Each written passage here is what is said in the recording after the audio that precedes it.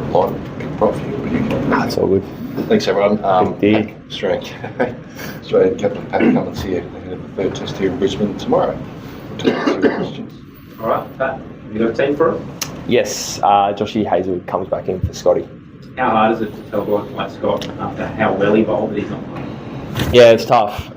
It was fantastic in Adelaide, and he's unfortunately spent quite a bit of time on the bench over the last kind of 18 months, and whenever he plays, he's fantastic. So, shame for Scotty, but still a fair bit to play out this series. So I'd be surprised if he doesn't get another crack at some point. Are you confident Josh can get through? Is he coming up? Yeah, absolutely. He's had no hiccups. Had a really good bowl yesterday. Had another bowl in Adelaide a couple of days previous. So him and the medical team are super confident. How much is about seeing the squad through this kind of 5-test series? It's going to be really hot here this next 5 days. It's taxing time, isn't it?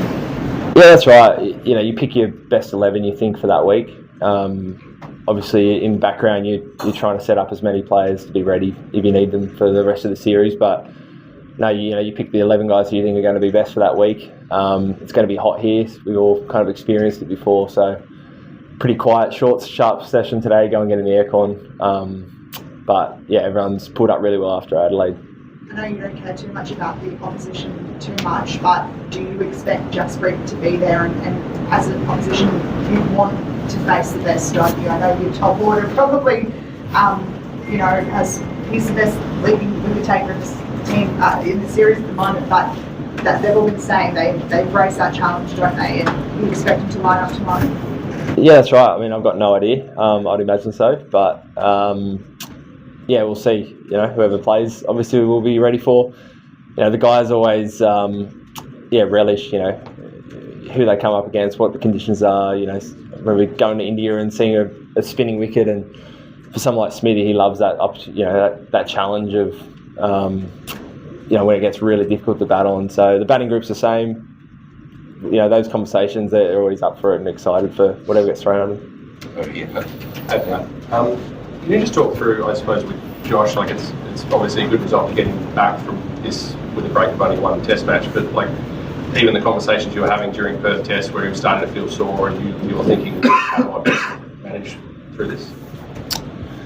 Yeah, it was later on in that second innings, and fair to say, probably thought the game was starting to slip away. We still needed probably 6 or 7 wickets, and we're about 400 behind. So, we've seen it a few times where Josh has kind of pushed through to get through a test match, and a little bit of soreness turns into a month or two injury. So, we kind of made the call then that probably wasn't worth the risk of keeping him bowling. So I think he bowled an extra 2 overs leading to a tea break, and he said it felt okay, and I just kind of thought from there, that's enough. Have you had a good look at the wicket? What are you expecting from each year? Good question. I actually haven't. I was meaning to, and I got stuck talking to George and Ron for half an hour. I looked at it yesterday. It looked like a good wicket, like it has been the last few years. Probably a bit of sun baking on it the last couple of days. I don't think it's as green and leafy as it was, say, against South Africa. So we'll wait and see tomorrow. Nobody calls us the other tomorrow anymore and all of that, so that's gone, come and gone. Are you like a captain who likes the concept of having a fortress and then defending it, or you don't care about that and it's just a venue that you want to win a test match in? Yeah, it's just a venue, really. We play in dozens and dozens of venues around the world each year, so I think it's always good coming back to a place that's familiar, and as a player you can look back and look at times where you might have scored runs or bowled well on. I think that really helps, but the scoreboard starts at 0-0, so the venue isn't the be-all end-all. But speaking of being familiar in this venue, how different is a December test here compared to the 2 January tests that you guys have lost here? I think it's always a bit more humid, a little bit hotter in January, maybe a bit more rain about. I'm probably the wrong person to ask. I'm terrible with memories, and they all kind of merge into one. So Joshy Hazelwood always has some theories that January's hotter and sweatier. But honestly, I can't remember being too different. Crash. Pat, you went very hard on the last day of the test, the short pitch bowling against the Indians. Do you think that'll be a key tactic again? Yeah, potentially. Worked out in the Adelaide test. So, yeah, it's always in the kind of back of your mind as a bit of a plan B, or, if it's looking really uncomfortable and likely to take wickets, maybe it becomes a plan A to some of the batters. So, worked in Adelaide, so I'm sure we'll give it a shot at some point in this test. Did you sense their discomfort? Did you sense their discomfort against it?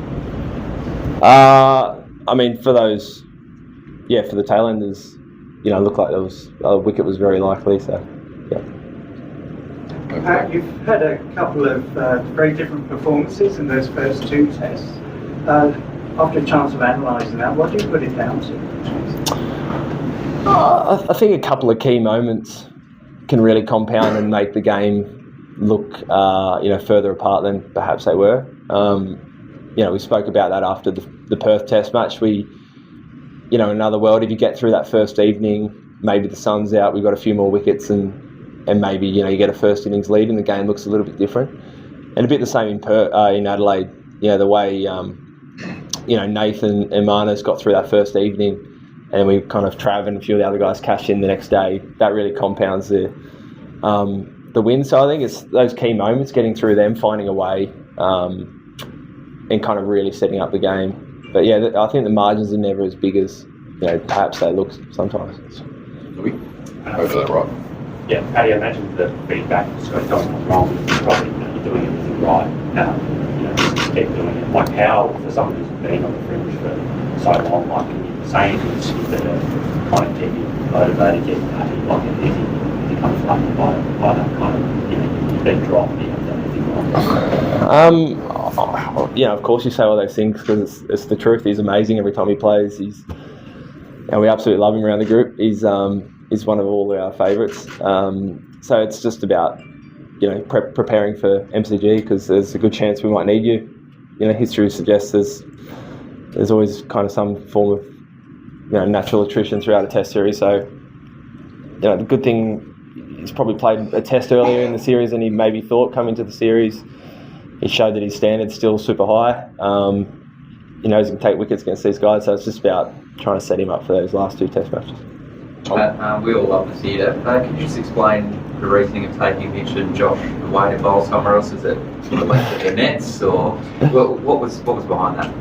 Yeah, just purely run-ups. So we've done it most years. There's only about 25 metres at the back of the Gabba, whereas obviously we can get full run-ups up at AB. So that was it. They were going to bowl yesterday morning. It was still damp, so their nets got pushed back to the afternoon.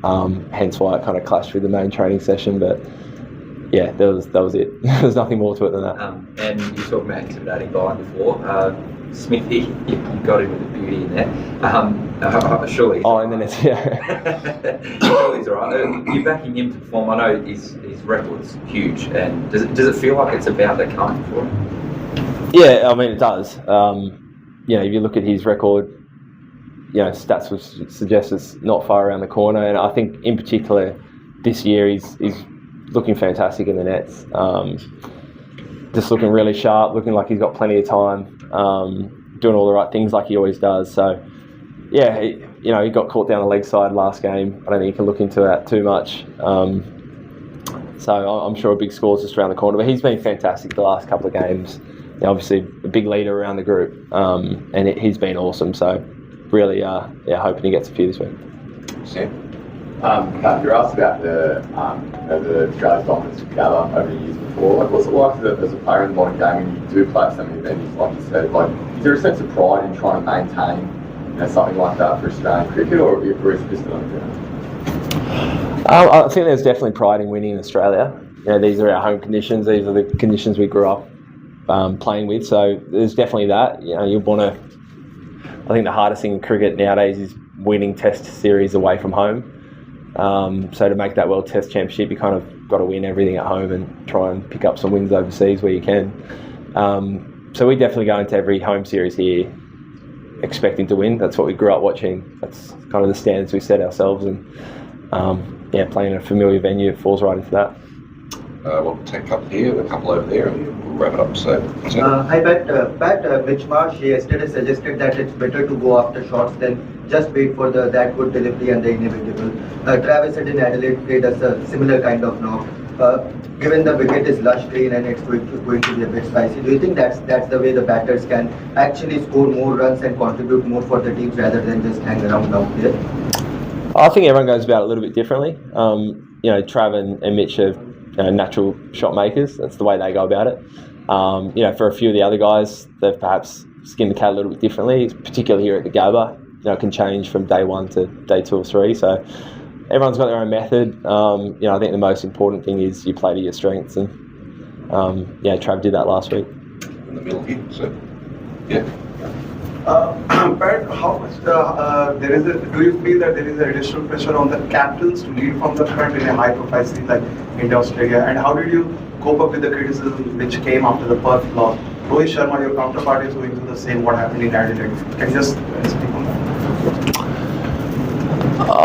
Look, I think there's always pressure when you're playing Test cricket, and when you're captain, and a lot of that falls on you probably more than a lot of the other players. So it's nothing new. Of course, you just want to go out there and do well. In terms of criticism, I think after Perth we weren't, we didn't play our best. I didn't have the greatest game. Our team didn't have the greatest game. So, in some ways, any criticism, a lot of criticism's valid, and some of it that isn't, you just it's not valid, so you can dismiss some of it. Home test Phil was in Khawaja, but he's missed out a little bit recently. What do you make of where his game is at? In particular, you said this week that he'd like to get through to next year's Ashes. What do you make of where was his going? Yeah, look, I think similar to Smithy in some ways. He's looking fantastic in the nets. I thought, last week in Adelaide he looked really sharp. Again, he did a lot of that hard work on that first night. It was tricky, brand new ball on the lights, fresh bowlers. So, obviously, like most of the guys, you'd be wanting to score a few more runs, but I think he's looking really good. Had a good lead into this series, and he loves batting at the Gabba. He knows it really well. Hopefully score some runs. Just a bigger picture question. The last couple of tests, obviously, haven't gone 5 days. It feels like very few do in Australia now. Is it something you almost prepare for in some ways? It's rare that there's going to be the workload of 5 days of test cricket. And does it also bring about the debate again whether tests should maybe just be scheduled for 4 days? And I wonder where you stand on that. I think you always go into a test imagining it's 5 days. It is funny. Definitely the wickets have been a bit juicier the last few years. They've been played at a faster pace. So I think you always go into a test match thinking it's going to go 5 days, but the most important thing is if it does speed up, just making sure you're not, you can adapt quickly. In terms of length of game, don't know, it doesn't really bother me. I always quite like 5 days. If it allowed more, I know you guys talk a lot about the 1 for 3 test series rather than 2, but did allow for 3 test series rather than 2, would that be a worthwhile trade-off, do you think, going to 4 days? Honestly, I don't know. I haven't really thought about it. I think it's a pretty good format at the moment. Last one. Just one about there's obviously coming into the series, it was like, everyone's in the team, or everyone in the team but one is over 30, aging team kind of line. Is it a bit more nuanced to that though, in that, you've got guys like yourself, Trav, Marnus, who are basically just 30 and have a lot longer to go than someone who's 35, 30, 37. Do you think that the age profile of the team will mean that it'll sort of transition smoothly rather than everyone going at once? Look, I hope so. I think players play for longer than they probably did, 15, 20 years ago as well. Fast bowlers can get into the mid to high 30s perhaps. Starkey's bowler as fast as he ever has. He's mid 30s. We're big on picking who we think the best 11 players are. And, you've got Aussie A, you've got state systems to try and make sure the next crop are coming through and they're going to be really well prepared. Even, white ball cricket gives some opportunities to some younger guys who, maybe are on the fringe of the test side as well. I don't think we'll get mass change overnight. I think it will be, spread out over a couple of years. And, nowadays there aren't really any series where you can afford to kind of just blood players for the sake of it. Great, thanks everyone. Thank you. Thanks a lot. Thank you.